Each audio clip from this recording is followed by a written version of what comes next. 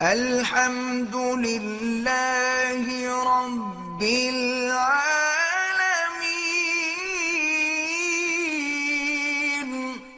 تو رائے نہیں کہ جیسے انسان کے بدن میں بالکل بیچوں بیچ میں اس کی ناف ہوتی ہے، ناف،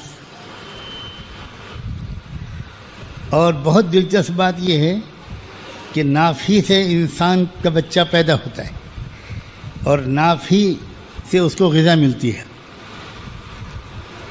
اور ناف ایک ایسی چیز ہے کہ انسان کی موت کے بعد بھی ناف کے اندر روح باقی رہتی ہے۔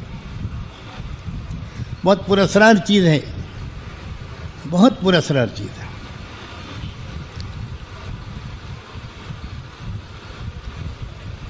سینکڑوں بیماریوں کا علاج صرف ناف میں تیل ڈالنے سے ہوتا ہے، سینکڑوں بیماریوں کا علاج۔ ایک صاحب تھے جن کی نسیں سوکھ گئی تھیں اور پلاسٹک سرجنوں کے ہاتھ میں وہ پڑ گئے تھے، تو اللہ ڈاکٹروں سرجنوں کے ہاتھ میں پڑنے سے بچائے۔ بڑے دل سے آمین کہا ہے آپ نے، کافی بھگت چکے ہیں آپ۔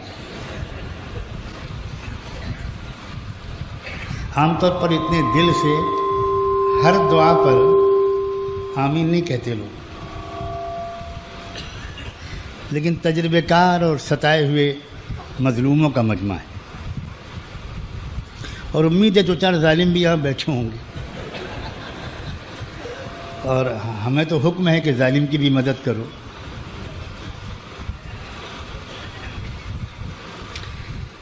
تو ان کو کسی نے مشورہ دیا کہ بھائی یہ سر سے پیر تک کتنی نسوں کا آپریشن کراؤ گے، کیا کیا کرو گے، تم ناف میں صرف دن میں 2 بار، یا وہ بھی نہ کر سکو تو رات میں سوتے وقت تیل ڈال دیا کرو۔ تو پہلے تو ذرا زیادہ پڑھے لکھے قابل آدمی تھے، تو بہت مذاق اڑایا انہوں نے کہ نسوں کا معاملہ ہے، ناف میں تیل ڈالو، تو اس سے بہتر یہ ہے کہ آپ کے دماغ میں تیل ڈالو۔ انہوں نے کہا میں اپنے دماغ میں روزانہ 200 گرام تیل ڈلوا لوں گا، تم اپنی ناف میں 15 گرام تیل ڈالیا، اتنی بات مان لیں۔ اور یہ بالکل تازہ ترین واقعہ ہے، کچھ سالوں پہلے کا۔ انہوں نے ناف میں تیل ڈالنا شروع کیا اور اپنی جوانی کے مقابلے میں زیادہ جوان ہو گئے۔